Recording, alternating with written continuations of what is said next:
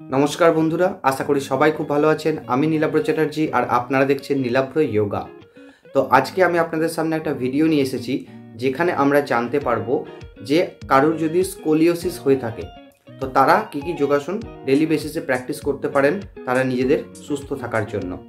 तो आमरा भिडियोते आगे जखन जाबो तखन बोलबो जे स्कोलियोसिस जिनिसटा की जिनिस, किन्तु तार आगे आमी प्रतिबारेर मतन आमी एबारो बोलबो जे फ्री हैंड एक्सारसाइज ना करे किन्तु आपनारा योगासन प्रैक्टिस करबेन ना।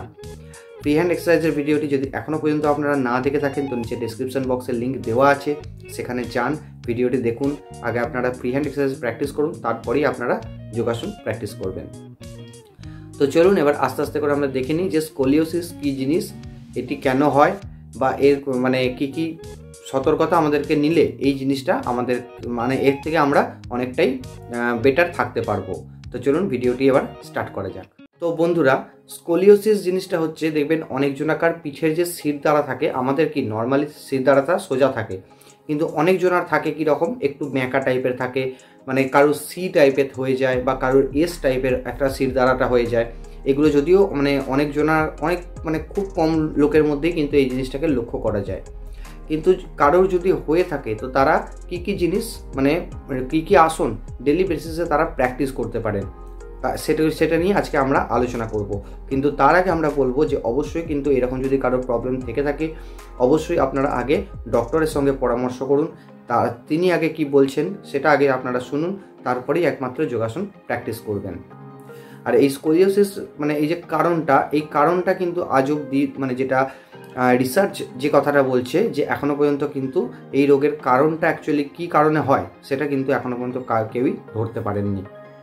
তো আমাদের যদি কারোর এরকম মানে সিমটম থেকে থাকে বা এরকম যদি প্রবলেম কারোর থেকে থাকে আপনারা অবশ্যই ডক্টরের সঙ্গে কনসাল্ট করুন, ডক্টরের পরামর্শ নিন, তারপরে উনি যেভাবে বলবেন ঠিক সেভাবেই আপনারা চলার চেষ্টা করুন।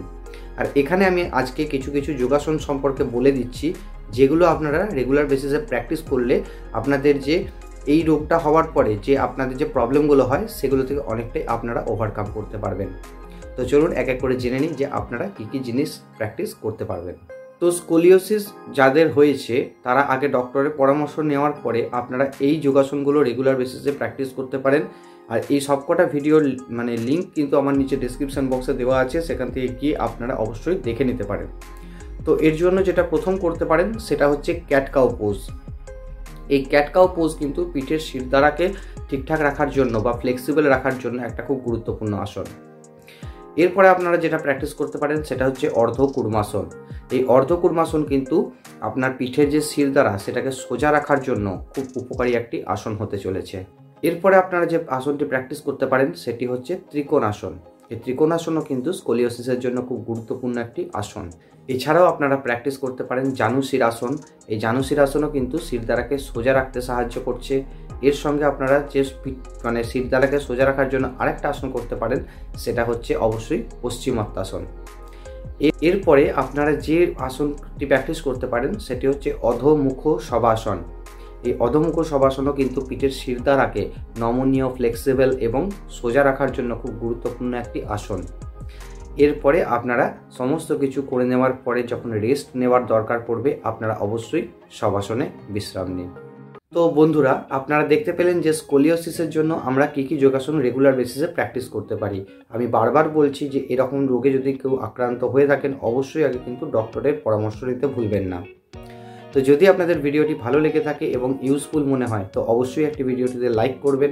আর এখনও পর্যন্ত চ্যানেলে যদি আপনারা সাবস্ক্রাইব না করে থাকেন বা এই ফ্যামিলির একটা মেম্বার আপনারা না হয়ে থাকেন তো নিচে সাবস্ক্রাইব বাটনটা আছে, সেটাকে প্রেস করে আপনারা এই ফ্যামিলির একটা মেম্বার অবশ্যই হয়ে যেতে পারেন। তো দেখা হচ্ছে আগামী ভিডিওতে অন্য একটি কোনো আসন বা কোন রোগের কী আসন এই একটা সিরিজ নিয়ে। তো ততক্ষণের জন্য থ্যাংক ইউ।